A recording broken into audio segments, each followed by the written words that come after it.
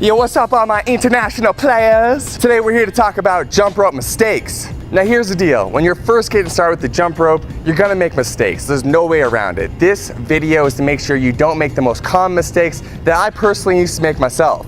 Story time. So about 13, 14 months ago, Dan and I came together to create Zen Dude Fitness in a real way. We're like, yo, let's go all in on jump rope. And so I knew when I went all in on jump rope, I had to figure out how to jump rope like a ninja. And the way I was able to transition over the last 13, 14 months from going from a novice to now being pretty skilled with the jump rope is by avoiding these top jump rope mistakes I'm about to get into in this video. Now before I get into these top jump rope mistakes and how to avoid them, I want to mention that we still got this free 4-week challenge for y'all. So if you want to join that, you can click the link in the first line of the description, or you can click the button in the top right hand corner of the screen right now. Also, the jump rope that's going to be used throughout this video you can grab. Let's get into this video, shall we?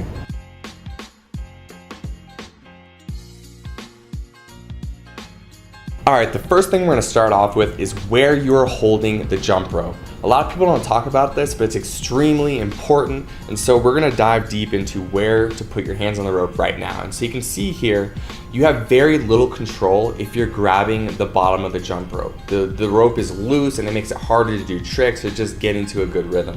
What you wanna do is choke up on the handles so your fingers are very close to the actual steel cable and the ball bearing. This will give you a lot more control of the rope and make the spin a lot smoother.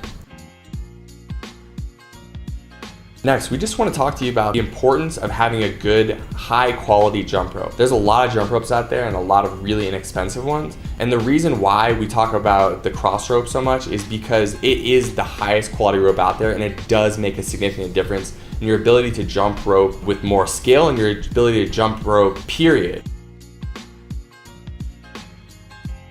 So the next thing we're going to cover here is a very subtle example of what it looks like to have your wrists too far apart. And so you can see here, when your wrists are too far apart, when you try to do tricks, for example, the crisscross, you end up tripping over the rope because it's spread too long, right? And so that means there's not enough depth on the rope to be able to make it underneath your feet.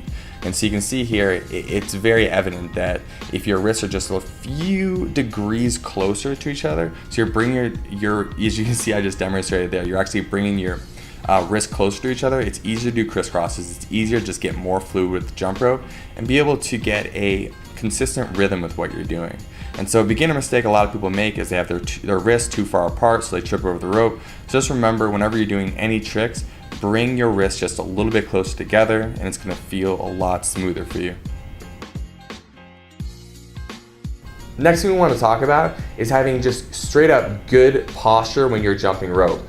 You want to create this nice alignment from this crown of your head down through the balls of your feet. So as you're hopping and you're jumping rope on the balls of your feet, you want to keep your shoulders back and down, and you want to really focus on keeping that core and those glutes tight so you're not bending over, you have good posture throughout the movement.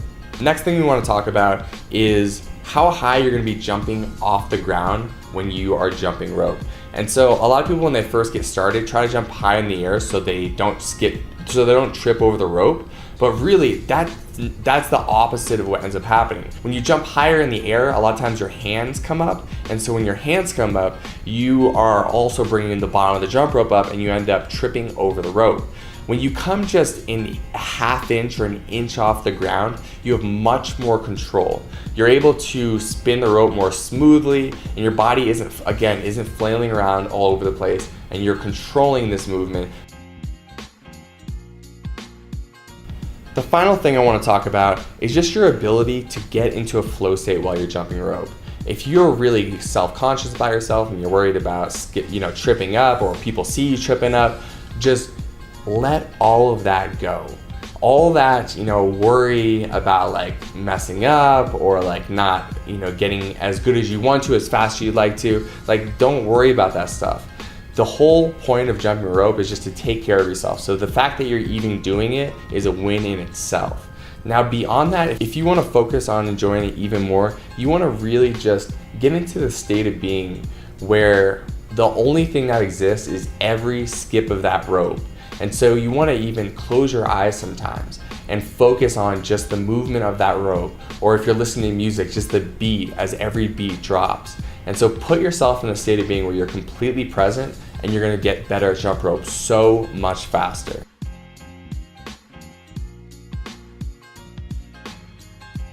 Finally, if you've enjoyed this video, if you like this video, please give it a like. If you have any questions, go ahead and drop them in the comments below. Please subscribe to the channel. ZenNu Nation is growing day by day. We appreciate each and every one of you so much. So another sub means another family member, so come on in, join us, we'll hook you up. Thanks so much for watching this video. Zen Dudes out.